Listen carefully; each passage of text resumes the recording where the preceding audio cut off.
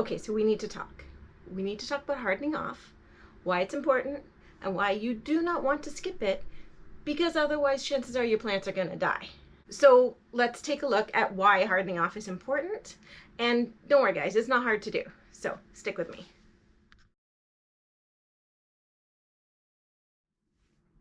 Hey guys, and welcome back to my channel. I'm Kiri, and I am just a city girl who wishes she was a country girl who is currently living in the burbs.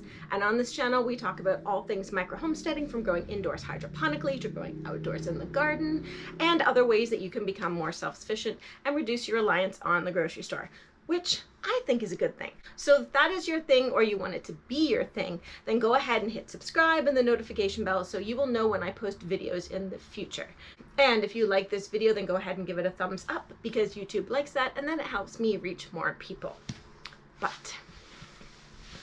So today we need to talk about hardening off. So if you don't know what that is, so basically it's the process of gradually introducing your seedlings that you've started inside to the outside elements. So hopefully you've already watched my video on some seedling starting mistakes, so you can avoid those. I will put the video up above just in case. Hopefully there are already some things that you've done that will make it easier for your seedlings to transition to outside.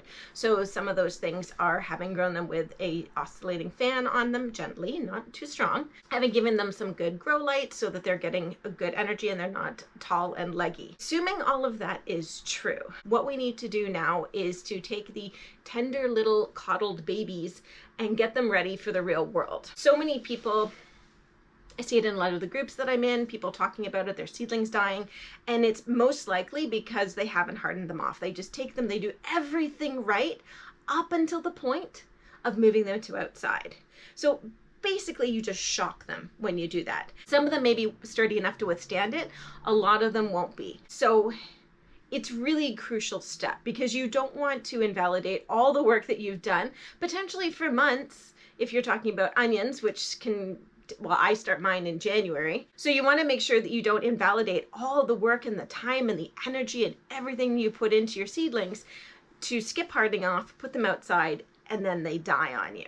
It's not a hard process. So basically I want to talk about two different ways that you can use to harden off your seedlings. One that I use and another one that I haven't tried. Take the time to do it so you give your seedlings the best chance to get out into the garden, to make sure that you get the harvest that you've been dreaming of at the end of the season. There's three main things your seedlings are going to have to get used to: the light from the sun, the temperatures that can vary a lot because indoors is pretty much constant, and the breeze, which could be much stronger than the oscillating fan that you had on them.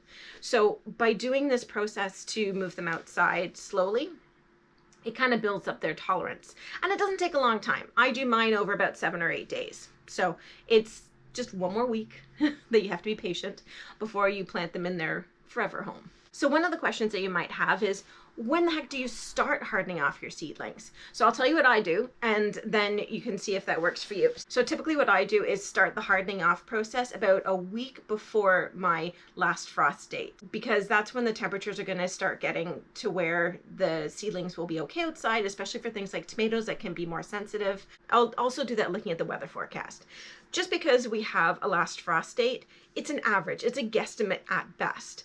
So you have to look at the forecast, which is also a guesstimate at best, but to try and see what's going on and see what the temperatures are getting to. You don't want to put all your trust in it and then have it end horribly. So I kind of know my last frost date is somewhere between May 9th to May 15th.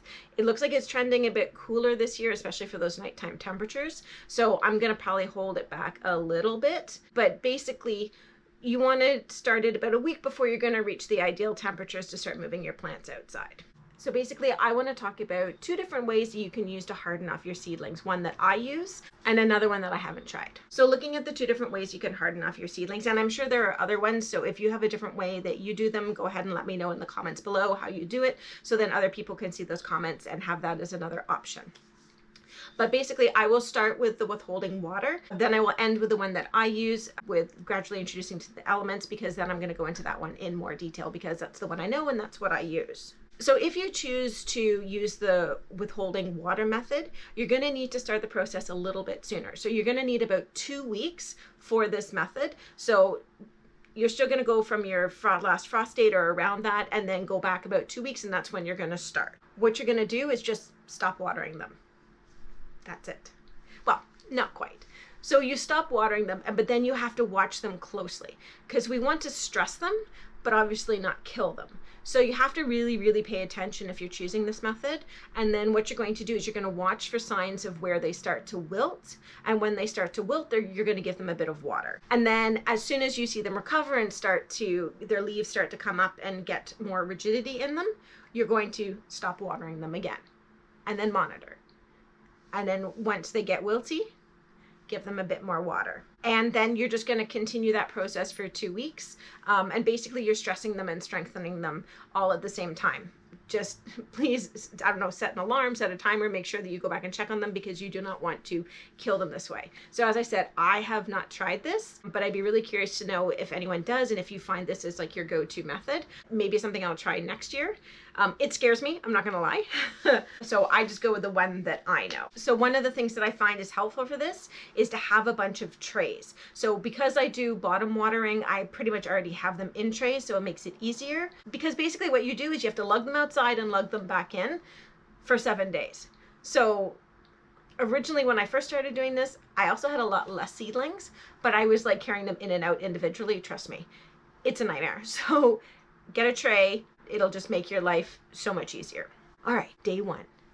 So on this day, you're going to take your tray of little seedlings outside and put them in a shaded area. You're going to want to make sure also that they're not exposed to direct sunlight and that they've got some buffer from the wind. So this is like a really gradual baby steps into the outside. And then I would strongly suggest that you set a timer, because you do not want to do the deer in the headlight at night and realize that on day 1 you left them out all day, because it's probably not going to go well. So set your timer for 3 hours and then bring them back indoors. Day 2. So on this day, you are going to move them back out, and they're going to have access to a little bit of sun today, but still mostly you want to keep them in the shade. And today they get to stay out for 6 hours. Day 3. So on this day, they are going out again, a little bit more sun, but still mostly shade, and they're going to stay outside for 9 hours. All right, day 4. They are going to get more sun, less shade, and more exposure to the wind. So we're just gradually increasing their tolerance. And today they are also going to stay out for 9 hours. Day 5. So on this day, they're going to get more sunlight. So they can have direct sunlight for about 1 to 2 hours on day 5. And they are still going to be out for 9 hours. Day 6. This is a big one. This is like graduation. Today they get to stay outside overnight. And again, you should be giving them a bit more access to the sun, because they're almost there. They're so close. Very soon they're going to be out all the time. So we want to make sure that they're getting more of that exposure. We're almost there, people. Day 7. On this day, they are going to stay out. They're going to have mostly direct sun, and they are going to be out all night. And then we have day 8. This is it. This is planting day. Now, ideally, we really want this to be a cloudier day, just so they're not getting beaten down when they've been taken out of their pots, their roots have been disturbed. So that would be better. If you know that there is going to be a cloudier day, say tomorrow and the next day, you could always just leave them outside in their containers. That is another option, but ideally you want to get them into the ground on a cloudy day. So that's hardening off in a nutshell.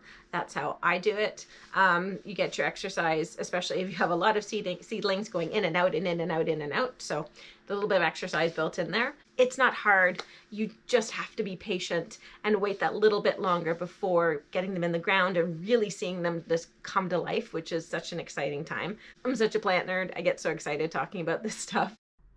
I really like plants, like a lot. I'm a plant nerd. Okay, that's it. I have to go now. So hopefully you guys found that helpful. Let me know down in the comments if you have any other questions, or if you harden off your seedlings in a different way. I'd love to see different ways that people do it. Hopefully you guys liked it. If you did, please give it a thumbs up, and I will catch you in the next video. Until then, make sure to go out there and enjoy the little things and make food grow. Bye guys. Okay, so I was downstairs editing this video, and I felt the need to add a little bit more. I worry sometimes that, especially for people that are starting out new, that they want to do it exactly right. And with gardening, there's not usually an exactly right. So don't take this. I know I gave you guys the, day 1, 3 hours, then 6 hours, then 9 hours, and all of that.